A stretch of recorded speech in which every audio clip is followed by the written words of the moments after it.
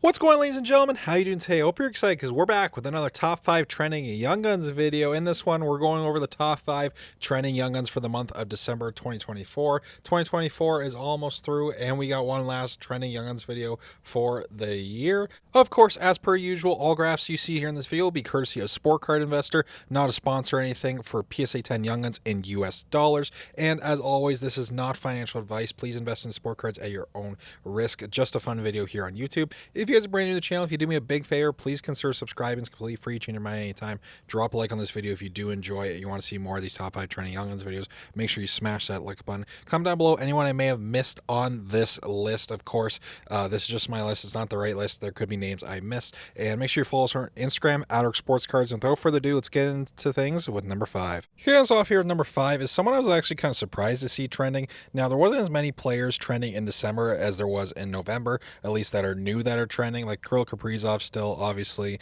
near the top of the league in points, probably the hard favorite. Not too many new guys, but Dawson Mercer is one that is new, that is trending. He's been hottish as of late. He's kind of coming along, but he still has lots of potential as a former first round pick on a really stacked New Jersey Devils team to become like a big time like point per game player at some points. I just don't know if the hobby upside's really there with Mercer with all the competition in New Jersey, but his Young Guns is trending, so I decided to put him here on this list. Now, take a look at Mercer's points. He has 16 points in 35 games, which really isn't anything crazy. It's kind of right around the range he was last year, a little bit better. I don't really understand why he's trending now. This could just be a spike sale when you look at the graph. But like I said, it was kind of hard to find some trending Young Guns here for December, which I thought was surprising. Maybe once things get ramped up near the trade deadline, we'll see some more trending Young Guns. Or if there's someone I missed, of course, let me know in the comments below. I think Mercer does have some upside in the future. I don't love him for this year considering how deep New Jersey is. Now, take a look at his graph here. You can see about a month ago, one sold for as low as 18 US and one sold for as high as 40 US. That's for a PSA 10 Young Guns. And I think 18 US is a pretty good price to be buying a Dawson Mercer Young Guns. Now, I do understand, probably not going to go up this year, but I do like his long-term value. $40 US, I'm not crazy about. I don't think it's horrible. I don't see a path where Mercer goes up in value. I guess if the Devils went all the way to the Cup final and Mercer is a big contributor, that's probably the only way I could see Mercer gaining substantial value this season. That's just my opinion. Let me know your thoughts down in the comments. Up next at number 4 is another player I'm more kind of surprised to see trending. Surprised, maybe a little bit. Matt Barzal, the New York Islanders, is currently trending. And the New York Islanders aren't doing great. They're not doing horrible. They're just kind of in the middle of the road. They're not like a cup contender, I would say, so I wouldn't really be crazy about Barzal going up more this season, unless, of course, he absolutely explodes, gets like 100 points or something. But comparing Barzal to Mercer, who we previously discussed, Matt Barzal is the clear best offensive weapon here on this New York Islanders team, while Dawson Mercer is more like a role depth player. So I do like Barzal more than Mercer.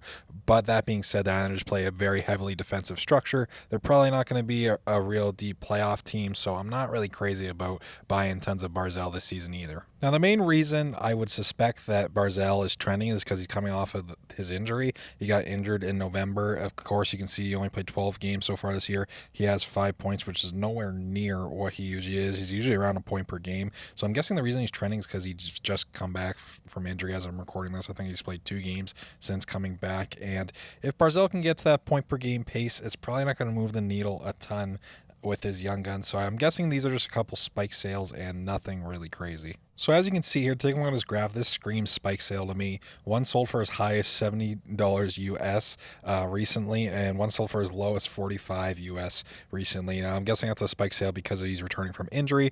Unfortunately, I had to include him on this list, even though I don't think this is the best example of a trending Young Guns because this month was so weak. But trust me, guys, stay tuned. We'll have some better names coming up later on this list. I just think mainly this is a spike sale. Up next at number 3 here is a guy I'm really excited about. I've been a huge fan of him ever since he came into the league. It's Evan Bouchard, the Edmonton Oilers now. Evan Bouchard has got off to a slow start this season. A lot of the Oilers have, actually. Of course, with the injury to McDavid, it kind of hurt Bouchard's numbers quite a bit. But as of late, as soon as McDavid's come back, Bouchard's numbers have started to climb again. Now, I don't know if he finishes this season around a point per game like he did last year, but I'm more excited about the potential playoff success Edmonton could have again. They went all the way to Game 7 of the Cup Finals last year. I think they're capable of another run similar to that. And if they were going to go on a run similar to that last year, I think Evan Bouchard's Young Guns would rise in value again, just like they did last year. And I really like Bouchard. Evan Bouchard gets most of his points from the power play, and that power play without McDavid definitely hurts his numbers. As you can see, he only has 23 points in 32 games compared to last year where he has almost a point per game. Now Bouchard, like I said, mostly I just think Edmonton's capable of another playoff run. If you think Edmonton's going to crap out in the first round, if you think they're going to miss playoffs, you probably don't love buying Bouchard. I don't think he's a long-term buy because defensemen are always risky that way, but I do like the chance of Edmonton going on another run, so I'd be willing to buy into Bouchard. As you can see, one sold for as low as $72 about a month ago, and one sold for as high as 98 US dollars recently. I think a lot of this is to do with McDavid's return. I think a lot of this is to do with Bouchard's numbers bouncing a little bit back since McDavid's return. Well, you just have to see what Edmonton does in the playoffs. If Bouchard can get back to around a point per game status, maybe he goes on some crazy run here in the next couple of weeks. We don't know. I like Bouchard. Do you like Bouchard? Let me know in the comments. Up next at number 2 is going to be someone who unfortunately crushed Evan Bouchard's dreams last June in the Stanley Cup Final. It is Matthew Kachuk of the Florida Panthers, and Florida looks like a wagon. I honestly think Florida has a good chance to repeat. They just really don't have any weakness, at least in my opinion. They got goaltending, defense, a really deep offense with Matthew Kachuk at the front of it. He's just a playoff dog, and he's trending right now, and I wouldn't be surprised if he's trending come April, come May in the playoff months. As you can see, take a look at his totals, 33 points in 28 games so far here in 2024-25. Of course, big cup run last year. His youngins was trending like crazy in May and June during that cup final. I think there's a chance that happens again. I really do. I think Florida, I would not be surprised at all if we get a repeat Stanley Cup final. That's just my opinion of Edmonton, Florida.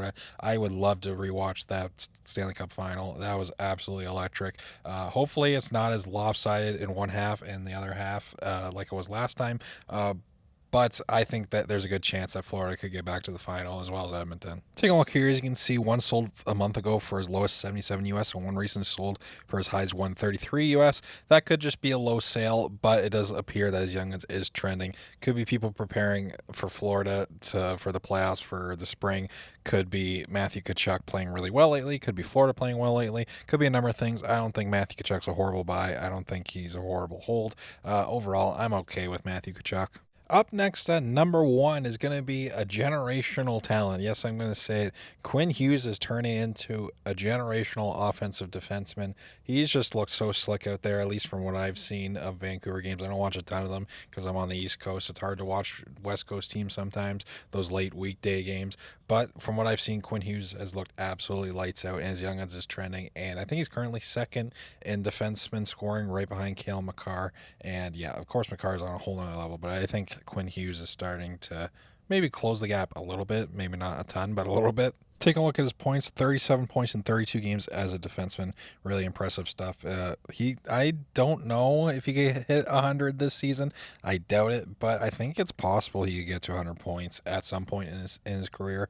I'm not sure if he can do it this year. If he can do it this year, I think his youngins would absolutely skyrocket. Or if, for example, the Canucks went on a playoff run, I think in that case, his youngins would absolutely skyrocket because he's the captain of this team. He's the face of this franchise pretty much. And yeah, if the Canucks were to go deep in the playoffs, I think his youngins would probably benefit the most. As you can see, looking at his graph, one recently sold last month for 129 US, a low of 129, and one recently sold for as high as 211 US. So that is a pretty significant increase, basically because of his play, I would assume. And yeah, I don't think Quinn Hughes is a horrible buy at all, because even if, for example, Vancouver doesn't do well, they get eliminated early, Quinn Hughes is still the face of the franchise. I highly doubt he leaves this offseason, so I think you'd be fine holding him even in the next year if you have to. So I don't hate buying Quinn Hughes at all. But yeah, that's going to do it for me. Let me know down in the comments below anyone I may have missed. It was tough making this list, a lot tougher than it was last month. Last month there was lots of great guys trending. Tough time for this youngins list, but we'll see what it's like next month. Let me know what your guys' thoughts down in the comments. Smash the like button if you did enjoy. Subscribe if you're new. Thank you all so much for watching today's video. Take care, everybody. Have a good one.